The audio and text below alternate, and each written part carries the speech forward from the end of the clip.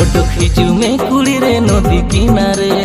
दिनी टांगी कामिनी मानी चल झरना रे ओडोक हिजुमे कुड़ी रे नदी किनारे दिनी टांगी कामिनी मानी चल झरना रे हे कुड़ी रे